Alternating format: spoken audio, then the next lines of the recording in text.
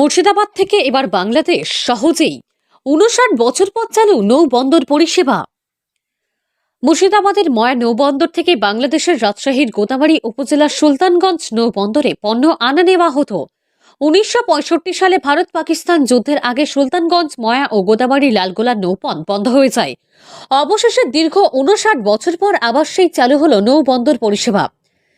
লালগোলার ময়গ্রামে নৌবন্দর পরিষেবার উদ্বোধন করেন কেন্দ্রীয় জাহাজ প্রতিমন্ত্রী শান্তনু ঠাকুর। এছাড়াও উপস্থিত ছিলেন বিএসএফ এর আধিকারিক ও কেন্দ্রীয় জাহাজ দপ্তরের আধিকারিকরা। হলদিয়া টু বারাণসী পর্যন্ত আমাদের প্রায় প্রচেষ্টা রয়েছে ৬০ থেকে ৬২টা জেটি রো ব্যাগস আমরা এখানে তৈরি করব, যাতে লোকাল বিজনেসম্যানদের সুবিধা হয়, সাধারণ পাবলিকের সুবিধা হয়, স্কুলে যারা পড়ে তাদের সুবিধা হয়, সার্ভিস হোল্ডার যারা আছে তাদের সুবিধা হয়। সেই জন্য আমরা এই ইনফ্রাস্ট্রাকচার ডেভেলপমেন্টে ধ্যান দিয়েছি। তো আমি মনে করি আগামীতে একটা বৃহত্তর জায়গা তৈরি হতে চলেছে for the north east zone. তাদের সুবিধা করিয়ে দেওয়া মানে একটা বিরাট বড় ল্যান্ড আমাদের ওখানে রয়েছে। ৫৮ বছর আগে এ পথে বাংলাদেশ ভারতে পণ্য আনা নেওয়া বন্ধ হয়। এরপর থেকে পণ্য আনা নেওয়া হতো সড়ক ও রেলপথে। এতে উভয় দেশের পণ্য পরিবহন খরচ বেশি হতো। সুলতানগঞ্জ নৌবন্দরের মাধ্যমে ভারত থেকে পণ্য আমদানিতে সময় ও খরচ দুটোই কমবে। এতে দুই দেশের ব্যবসায়ীরা লাভবান হবেন। ব্যবসায়ীরা আশা করছেন বছরে এ নৌপথে দুই দেশের মধ্যে হাজার কোটি টাকার বাণিজ্য হবে। বাংলাদেশের রাজশাহী থেকে মুর্শিদাবাদের ধুলিয়ান পর্যন্ত ৭৮ কিলোমিটার একটি নৌপথের অনুমোদন থাকলেও পদ্মার নাব্যতা সংকটের কারণে কার্যকর করা যায়নি।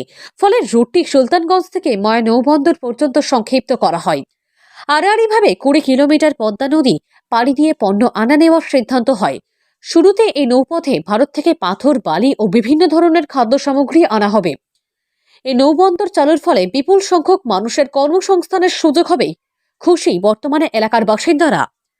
ভারত বাংলাদেশের মৈত্রী স্থাপনে ব্যবসা বাণিজ্য বৃদ্ধি করতেই এই দেশ থেকে পণ্য সহজেই পৌঁছে যাবে ওপারে। শুধু তাই নয়, ত্রিপুরাতেও পৌঁছাবে সহজেই পণ্য। দূরত্ব কমবে অনেকটাই। ঠিক তেমনি ওপার থেকে পণ্য পৌঁছে যাবে ভারতে। किसी भी तरह का कार्गो हो तो बांग्लादेश मात्र यहाँ से 4-4.5 किलोमीटर की दूरी पे चालू हो जाता है। उसके बाद बांग्लादेश चला जाएगा और बांग्लादेश के विभिन्न स्थानों पे वो चला जाएगा।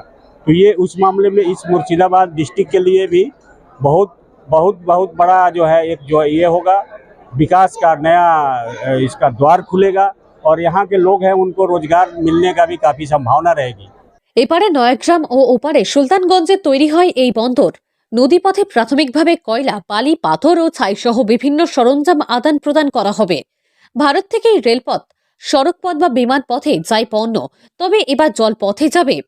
এই জলবন্দর স্থাপন করা হলে লালগোলার যেমন অর্থনীতি আরো ভালো হবে, ঠিক তেমনি দুই দেশের ব্যবসা বাণিজ্য বৃদ্ধি হবে এবং মৈত্রী আরো স্থাপন হবে বলেই মনে করছেন অনেকে।